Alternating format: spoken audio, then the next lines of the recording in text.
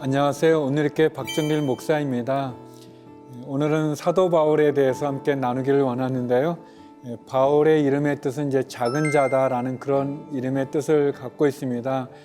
위대한 신학자이고 또 선교사이고 그리고 무엇보다도 예수님을 핍박했던 그 자리에서 예수님을 증거하고 마지막 순교하는 그런 귀한 분이시죠. 바울을 통해서 우리가 여러 가지 많은 것을 배울 수 있고 또 깨닫게 되는데요. 중심 구절로 사도행전 9장 15절 말씀입니다. 주께서 이르시되 가라. 이 사람은 내 이름을 이방인과 임금들과 이스라엘 자손들에게 전하기 위하여 택한 나의 그릇이다. 사도 바울은 다메섹에서 예수 그리스도를 만난 이후 변화되어 그는 복음을 땅끝까지 증거한 놀라운 일을 감당했습니다. 유대계의 한 지류로 여겨졌던 기독교가 이제 이 예루살렘을 넘어서서 유대를 넘어서서 땅끝까지 세계까지 복음이 증거되어지는 또 유럽으로 복음이 증거되어지고 또 유럽으로 증거되었던 그 복음이 결국 미국으로 가고 미국에 간 복음이 우리 조선 땅에도 오게 된, 그래서 우리 한국교회의 이 뿌리도 이렇게 찾아보게 되면 결국 사도 바울의 선교에 기인하는 것을 보게 되죠. 사도 바울에 대해서 여러 가지 많이 설명할 수 있겠지만 첫 번째 핍박에 대한 부분입니다. 사도행전 9장 4절인데요. 땅에 엎드려져 들음에 소리가 있어 이르시되 사울아 사울아 내가 어찌하여 나를 박해하느냐 하시거늘. 바울은 길리기아 다소라고 하는 외국이죠. 로마 지역인데 거기에서 태어났습니다. 나면서부터 로마의 시민권을 가진, 그러니까 굉장히 이렇게 훌륭한, 그 당시로 본다면 굉장히 좋은 집안에서 태어난 그런 인물이죠. 또 어릴 때 또 예루살렘에서 존경받는 가말리엘이라고 하는 그러한 학자에게 이렇게 수업을 받았던, 교육을 받았던 그런 엘리트였습니다. 무엇보다도 유대교에 열심이 많았고 또 바리새인이었고 또 자기가 믿고 있는 바대로 행동했던 또 지켰던 율법에 정통한 학자이기도 했던 그런 젊은 이 바울은 그 율법에 반하는, 어떻게 보면 율법으로 본다면은 좀 불경스러운 그 예수님을 만나게 됩니다. 예수님과 직접적인 만남은 있지 않지만 예수님을 따르는 제자들, 그리고 예루살렘의 엄청난 기적과 또 부흥을 일으키는 예루살렘 교회에 대해서 굉장히 못마땅하게 생각했습니다. 결국 그는 스데반 집사님을 죽이는데 증인이 되는, 어떻게 보면 핵심적인 역할을 감당하게 되죠. 바울은 율법을 수호해야 된다는, 율법에 이것을 지켜야 된다고 생각을 한 거죠. 잘못 알고 있었던 건데, 그렇지만 그가 믿고 있는 바에 그는 헌신해서 그래서 누가 시키지도 않았는데 대제사장을 찾아가서 그가 이렇게 다른 지역에 있는 그 다메섹에 있는 예수 믿는 사람들을 잡아올 수 있는 그런 권리를 가지고, 그리고 그가 다메섹으로 가는 도중에 우리가 잘 아는 것처럼 예수님을 만나게 되죠.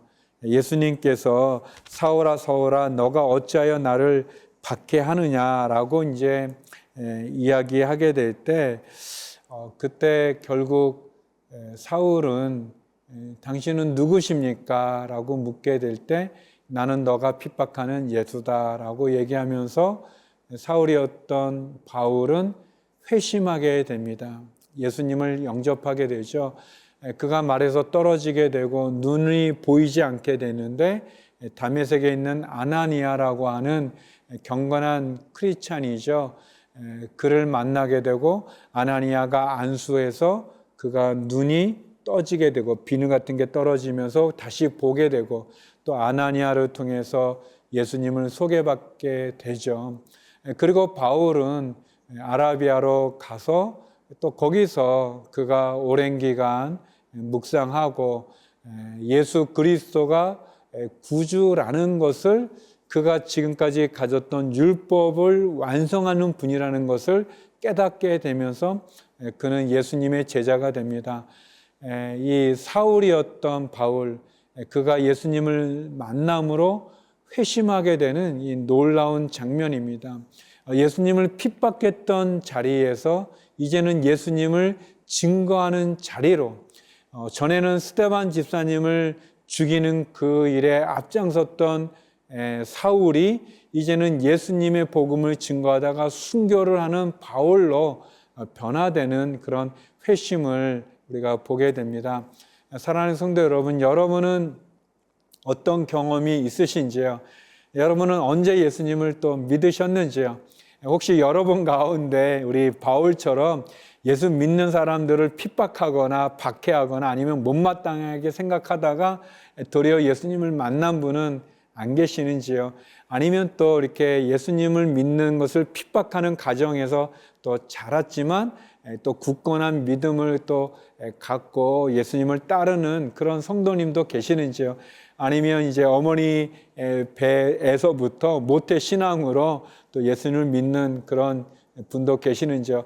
여러 배경들이 많이 있을 것 같아요. 그러나 어떤 배경이든 우리가 예수님을 만나 회심하는 건 너무 중요합니다. 예수님을 만나 인격적으로 그분을 나의 구주로 영접하는 것 너무너무 소중합니다. 예수님을 영접하는 자가 하나님의 자녀가 된다고 말하지 않습니까? 우리는 예수님을 만나야 됩니다.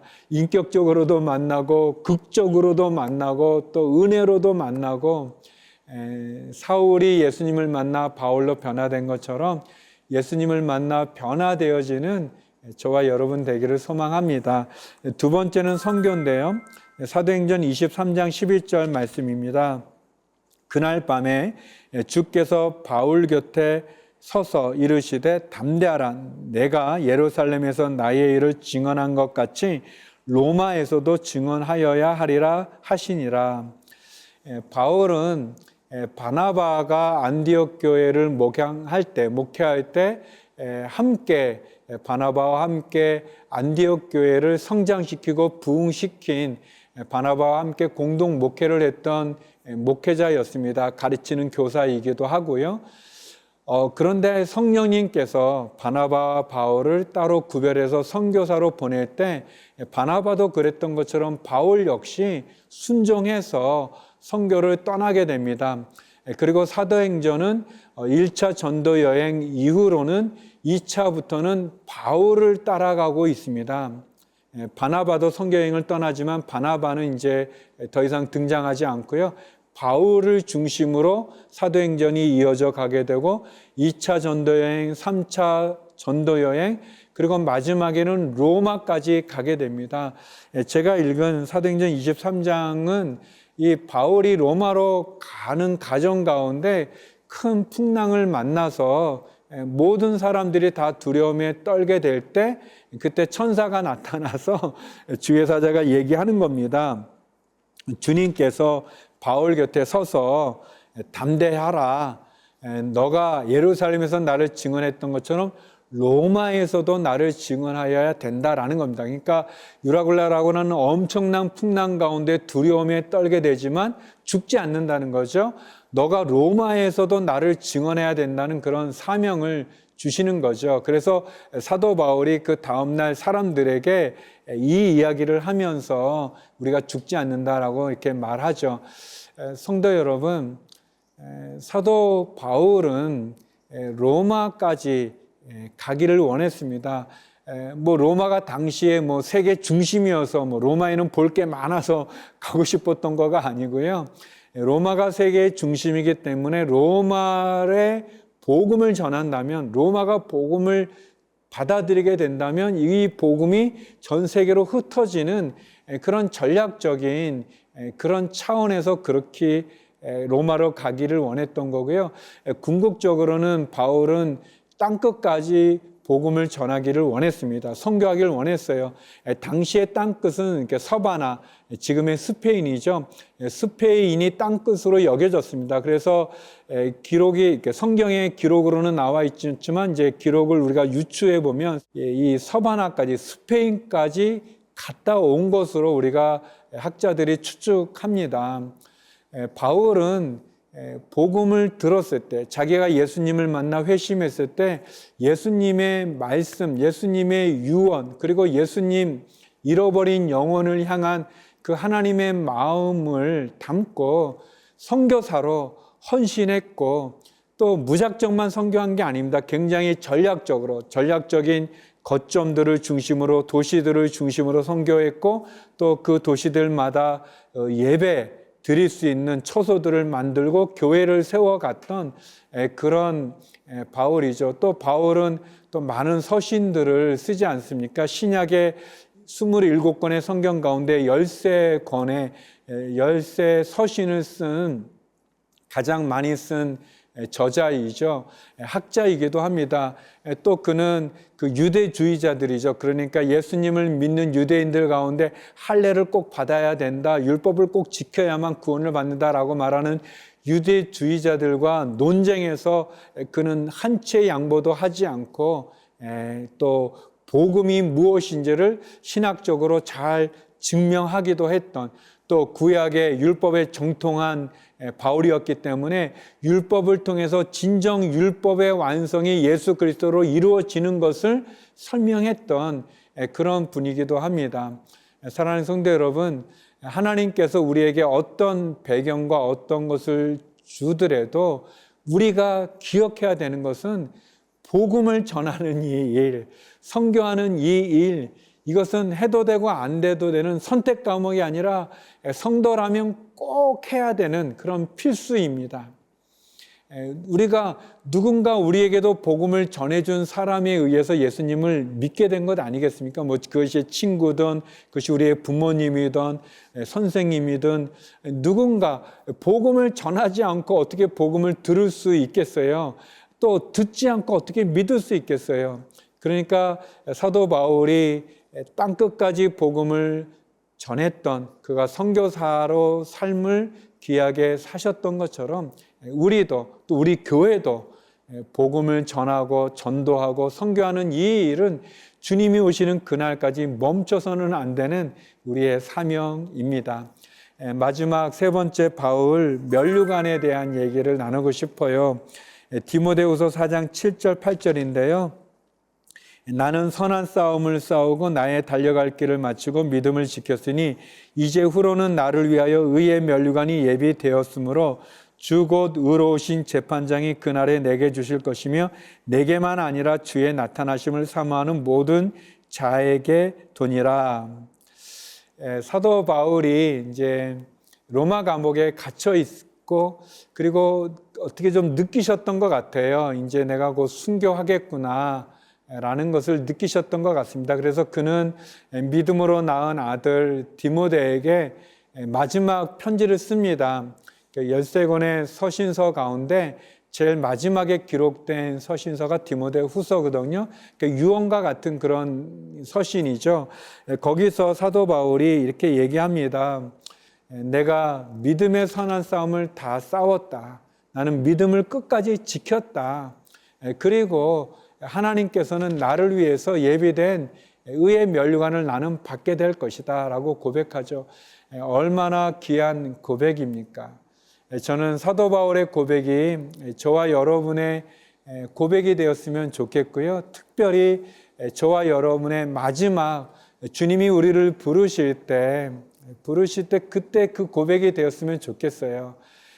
우리가 주님이 우리를 부르실 때 나의 믿음을 끝까지 지키고 나의 달려갈 길을 다 달리고 주께서 예비된 그런 의의 면류관을 우리가 받는다, 그런 고백을 하면 얼마나 좋은지 모르겠습니다. 제가 마라톤을 좋아해서 마라톤을 하는데요. 이상하게 그게 어떻게 유래됐는지 모르겠는데 아무튼 마라톤을 완주하잖아요. 완주하면 메달을 줍니다. 뭐 1등, 2등만 주는 게 아니고요. 완주한 모든 사람들에게 메달을 줘요. 근데 이제 중간에 포기한 사람, 중간에 이제 탈락된 사람은 메달 안 줘요. 그 메달은 완주한 사람에게 이렇게 주거든요. 우리가 믿음을 잘 지키다가 마지막에 이렇게 미끄러지거나 마지막에 또는 주님을 떠나는 그런 사람 너무 안타깝죠. 우리가 그 예수님 십자가에 달릴 때 돌아가실 때 한평강도가 예수님 영접하잖아요. 적어도 그렇게 돼야지. 잘 믿다가 마지막에 예수님 떠나는 건 너무너무 그래서는 절대 안 되죠. 그런데 우리가 마지막까지 믿음의 길을 다 다름질하는 거 너무 중요합니다. 바라기는 저와 여러분 사도 바울의 고백처럼 우리도 우리의 믿음을 잘 지키고 선한 싸움을 다 싸우고 달려갈 길을 다 마치고 하나님이 예비된 귀한 면류관을 받는 그런 저와 여러분 되었으면 좋겠습니다. 주님이 오실 때 부끄럽지 않은, 또 우리가 주님께 갈 때도 사도 바울과 같은 그런 고백을 할 수 있는 저와 여러분이 되기를 소망합니다.